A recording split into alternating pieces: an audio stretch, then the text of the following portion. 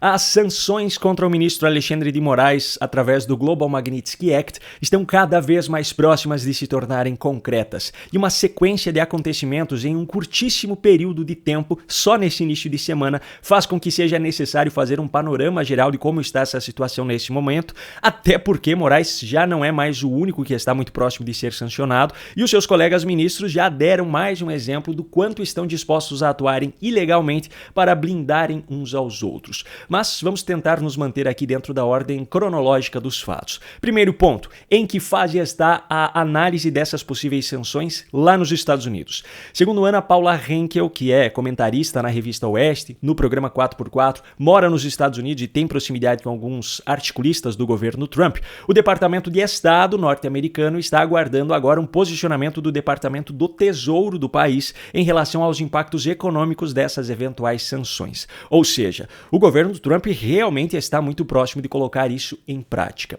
Outro ponto importante é que, de acordo com uma apuração da CNN, também estão na mira dos Estados Unidos o Procurador-Geral da República, Paulo Gonet, e o delegado Fábio Shor, da Polícia Federal. As informações são de que as possíveis sanções contra esses dois estão na mesma linha das punições que estão sendo analisadas a respeito de Alexandre de Moraes. Agora, esses fatos estão levando a reações simplesmente inacreditáveis aqui no Brasil.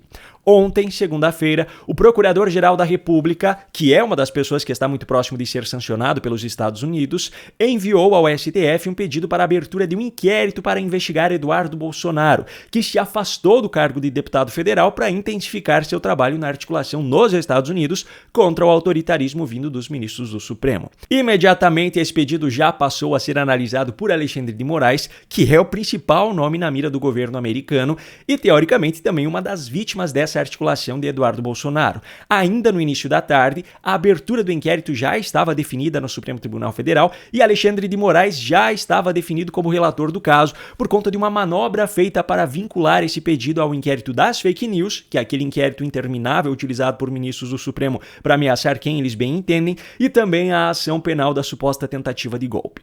Agora veja só as notícias que saíram já nessa terça-feira sobre esse assunto. O governo Lula já mobilizou a sua diplomacia e deu início a conversas privadas com integrantes do governo dos Estados Unidos na tentativa de impedir que as sanções sejam aplicadas contra Moraes. O próprio Moraes já se manifestou dizendo que Bolsonaro, pai, é o responsável financeiro de Eduardo e, por conta disso, deverá prestar depoimento neste inquérito também em até 10 dias. Agora, por incrível que pareça, ainda tem uma notícia mais absurda do que essas. Segundo uma jornalista do Globo, ministros do STF dão como certa punição de Eduardo Bolsonaro por ações contra Moraes. De acordo com a matéria, 5 ministros do STF foram ouvidos pela coluna e afirmaram que as declarações de Eduardo já evidenciam uma coação contra integrantes da corte. Só que tem um detalhe muito importante nessa história que foi simplesmente ignorado por essa jornalista, mas faz toda a diferença. Um magistrado não pode se manifestar fora dos autos a respeito de um caso em que ele atua, muito menos já dando como certa uma condenação. E nesse caso específico é ainda muito pior, pois nós estamos falando de um caso cuja investigação acabou de começar, ou seja, sequer há algum indício legal de que alguma irregularidade tenha sido praticada, não há denúncia, não há aceitação da denúncia, os ministros nem sabem se chegarão a julgar o caso. Francamente, meus amigos, essa sequência de notícias deixa muito clara uma coisa. Esse é mais um caso em que os ministros do Supremo Tribunal Federal definiram o resultado dos seus julgamentos antes mesmo que os supostos crimes fossem praticados. Isso aqui, definitivamente, não é justiça. Bom, eu ainda tenho uma série de cenas patéticas para mostrar nesse vídeo, mas antes disso eu trago aqui um recado da Ludmilla, uma parceira aqui do canal, que vai falar para você sobre uma alternativa de trabalho sério para fazer uma renda extra na internet. Olha só, eu fiz mais de 3 mil reais em apenas 7 dias. E isso daqui só foi possível porque eu trabalho através de uma nova profissão, que foi através dela que eu larguei o meu emprego no shopping e hoje eu tenho liberdade de trabalhar em casa, ser minha própria chefe, e tudo que eu preciso é do meu celular conectado à internet. E você também pode ter resultados como esses. Isso faz sentido para você? Me chama agora no link da descrição ou do comentário fixado que vai te direcionar para o meu WhatsApp, e lá eu vou te mostrar como começar. Como fazer de 1.000 a 3 mil reais de renda extra aqui na internet? Te espero lá, me chama agora! Muito bem, agora vamos aos fatos. A ministra Marina Silva do Meio Ambiente compareceu hoje à Comissão de Infraestrutura do Senado para prestar esclarecimentos após ter sido convocada. Só que o que aconteceu nessa sessão não poderia ter sido mais vergonhoso. Marina Silva simplesmente abandonou a audiência porque, segundo ela estava sendo alvo de ataques machistas e misóginos. Eu separei aqui alguns trechos das falas dos senadores que foram consideradas por ela como ataques machistas e, na sequência, o escândalo que ela fez ao abandonar a sessão. Então a senhora não me fale, 6 mortes, ótimo. Senador, a senhora está falando que viu 6 pessoas morrer. Eu vi 15 milhas. Obrigado, senador Omar. Com a palavra, o senador Chico Rodrigues. Eu estou dizendo que pessoas... A televisão está lhe ouvindo. Meia dúzia de comentarista para falar besteira sem conhecer a nossa região. Ministra, depois faça uma reunião lá da equipe do governo e faça esse debate. Vamos seguir a pauta da comissão. Senador Chico Rodrigues. É um governo de frente. Senador Chico Rodrigues. Que o senhor não se importou com ela. Senador Chico Rodrigues. Essa é a educação da ministra Marina Silva. Ela aponta o dedo e... Não. Senador Chico Rodrigues.